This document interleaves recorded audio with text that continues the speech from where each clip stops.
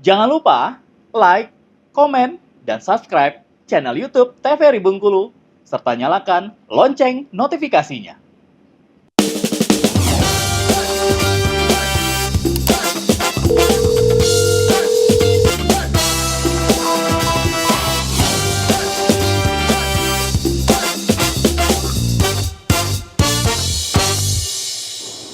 Ya pemirsa, kembali lagi tentunya di Dokter Kito bersama Kito Sehat. Tentunya juga kita masih dengan tema kita pada hari ini mengenal lebih dekat tumor kepala dan juga leher. Nah tadi juga sudah banyak sekali nih pemirsa, tentunya Dokter Rama menjelaskan mengenai tumor ini sendiri. Mungkin dari Dokter Lista mungkin akan memberikan pertanyaan nih dokter. Oke, terima kasih Afifa. Mungkin pertanyaannya dok untuk overview awal nih dok, pengantar awal. Kita ada tumor kepala dan juga leher. Mungkin kalau yang di leher mungkin yang banyak mungkin tidak tampak dok, tapi misalnya kan paling banyak kasusnya tadi nasofaring mungkin. Kalau untuk di kepala sendiri dok, itu misalnya apa sih dok kalau dari segi persentasenya yang cukup banyak dok? Nasofaring. Nasofaring juga Tetap ya dok? nasofaring. Nah apakah ada gejala khas gitu dok yang boleh di-spill sedikit dok sebelum masuk ke materinya gitu dok, yang menjadi penanda sehingga masyarakat tuh lebih aware gitu dok? Ya.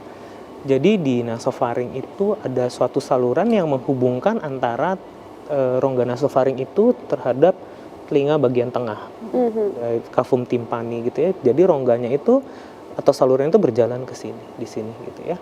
Ketika saluran di nasofaring itu ada benjolan, sehingga menyebabkan saluran itu tidak akan baik gitu ya untuk irigasinya ke dalam sana, sehingga yang timbul malah untuk di stadium awal bukan malah gejala hidungnya, tapi sering muncul gejala di telinga, biasanya pada satu sisi. Makanya untuk di fasilitas kesehatan dokternya itu harus aware gitu ya, harus tahu sama pasiennya gitu ya. Jangan datang pasien keluhannya telinganya bermasalah di satu telinga, dilakukan pemeriksaan fisik dan tanya jawab gitu ya. Tanya jawabnya juga harus yang tajam gitu ya, apalagi ngelihat perawakan dari pasiennya gitu. Pasiennya kurus gitu ya, misalnya sepertinya perokok gitu. Terus tanyain juga riwayatnya, karena kita di Kota Bengkulu gitu ya, mungkin konsumsi ikan asin itu banyak gitu ya. Jangan salah, ikan asin itu sumbang terbesar gitu ya, salah satu faktor pencetus si kanker ganas. Oh begitu Jadi dok. ditanyakan juga, jangan lupa ditanyakan, baru tanyakan masalah telinga. Jangan telinga aja, karena dia datang masalah telinga, jangan telinga tok dok. Jadi dokter harus menanyakan masalah hidungnya, pernah mimisan nggak? Hidungnya pernah mampet nggak? Oke, dilakukan pemeriksaan fisik, lihat telinganya. Oke, misalnya pada telinganya, di belakang genang telinganya ternyata banyak cairan nih dok. Kita jangan fokus terhadap itu. Coba fokus tanyain hidungnya. Lakukan rinoskopi posterior atau masukkan kaca dari mulut, terus kita lihat di rongga nasofaring, lihat ada penebalan atau tidak di sana.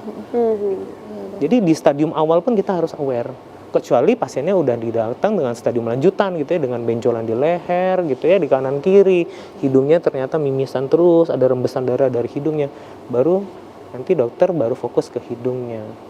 Artinya dok, buat kami dokter yang ada di FKTP itu ketika menemukan ada faktor resiko yang cukup menonjol dok, misalnya merokok plus mungkin tinggal di daerah pesisir dengan konsumsi ikan asin yang cukup tinggi, meskipun hanya mungkin sebatas kayak telinga terasa penuh kayak gitu ya dok, itu udah boleh kami konsulkan berarti?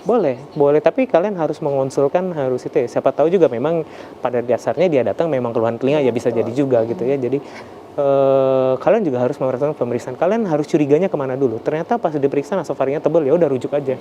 Karena perlu biopsi, harus diambil sampelnya sedikit untuk diperiksakan gitu ya. Terus atau dilihat juga mulutnya gitu ya. Ternyata di dalam mulutnya juga, di lidahnya gitu ya, walaupun kecil kayak sariawan gitu aja, bulat gitu dia kayak sariawan, terus permukaannya nggak datar, terus kayak aja colek dikit gitu ya, kok berdarah ini. Kemungkinan itu takutnya tumor yang ada di lidah. Bisa jadi kayak gitu juga.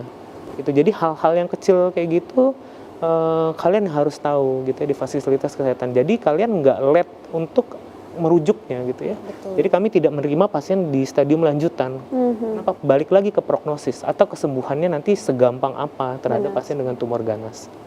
Jadi memang agak sedikit berbahaya juga ya dok ya, dan juga masyarakat itu agak sedikit bingung mungkin ya dok ya. Jadi karena memang tidak ada dirasakan terlalu kayak dokter bilang tadi ada benjolan, itu kan mungkin kita baru sadar nih dok. Tapi kalau tidak kan mungkin itu agak sedikit sulit ya dok ya. Benar sekali. Baik dokter, mungkin boleh dilanjutkan kembali untuk pemaparannya. Nah, itu yang paling banyak adalah jenisnya squamous cell carcinoma. Nah, squamous cell carcinoma ini jenis tumor ganasnya. Banyak tumor ganas itu. Tapi yang paling banyak adalah squamous cell carcinoma. Kayak ada lymphoma, non-Hodgkin, itu banyak juga di tumor kepala leher. Tapi yang memegang peranan atas karsinoma. Tapi ini nice to know aja.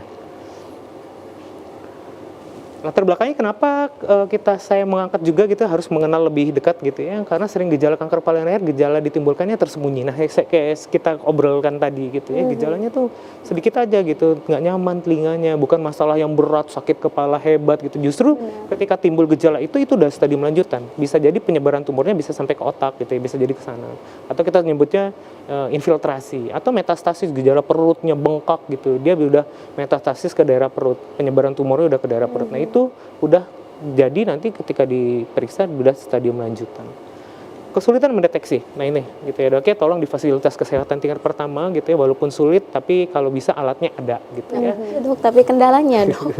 Mikroskopi posterior gitu ya, dilakukan perawatan posterior, lampu kepala, lihat kanan kiri, lidahnya disuruh angkat, lihat lidahnya ada leukoplakia atau tidak, jadi bercak putih atau tidak, ada permukaan yang tidak rata atau tidak gitu ya. Terus lihat di hidungnya ada benjolan apa enggak, jangan benjolan-benjolan polip Bu gitu ya, belum tentu.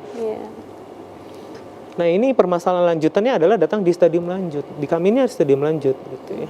Kayak pasien saya mungkin ada rencana tindakan untuk operasi hari ini gitu, dia datangnya udah lehernya udah besar gitu, dia nggak aware gitu, kayak pertamanya kecil karena tumor ini sifatnya progresif, dia kebut dia untuk dia membesar gitu ya. Jadi 1 bulan atau 2 bulan itu aja yang kecil gitu, tumornya bisa jadi besar. Gejala yang kecil bisa jadi besar. Ketika dia sudah besar, stadiumnya naik, pasti stadiumnya naik gitu ya.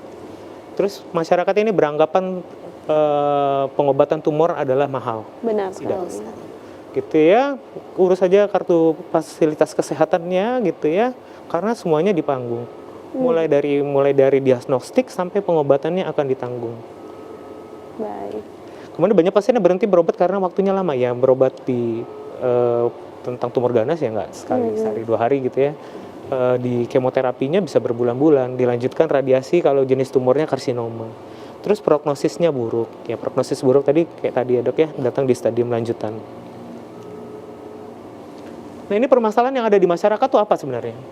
Balik lagi, masyarakatnya juga awareness-nya kurang gitu ya. Awareness-nya kurang. Maaf ya, Dok ya, tenaga kesehatan juga harus diagnostiknya yang baik. Jangan pasiennya mengeluhkan dikit, Bu pulang aja lah besok kasih obat gitu. Datang benjolannya 3 bulan lagi benjolannya tiba-tiba sebesar ini.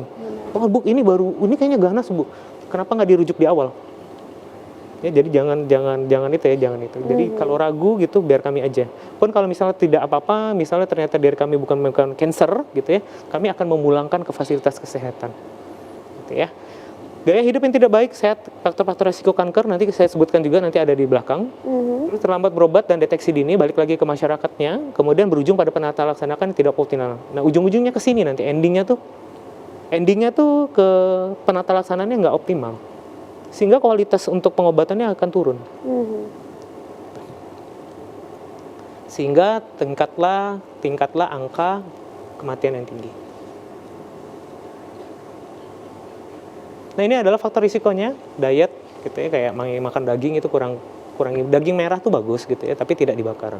Kemudian ada riwayat keluarga yang memiliki kanker juga bisa menjadi, terus adalah infeksi virus human papilloma virus sama EBV, terus gender lebih banyak laki-laki dibanding perempuan, sinar UV berkaitan terhadap kanker yang ada di kulit.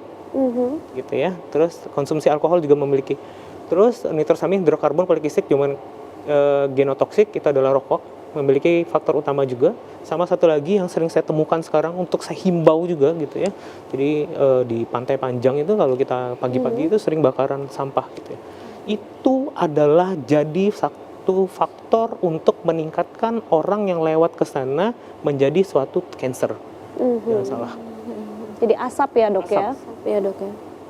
Asap yang orang yang gitu kalau kita kumpulin gitu dibakar gitu memang lebih simpel. Padahal asap itu menyumbang peranan untuk timbulnya kanker karena dia karsiogenik.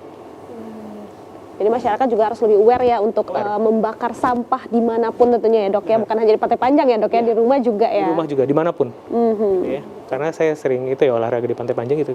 Wah, ini banyak banget. Nah ini kalau makanan dok, ini kan ada diet nih, maksudnya seperti apa nih dok? Maksudnya tidak boleh makan daging atau seperti Boleh apa makan nih? daging. Jadi makanan daging ini digarisbawahi. Jadi banyak orang yang makan daging ini dengan cara meat itu kan kalau steak itu kan dibakar ya. Ya.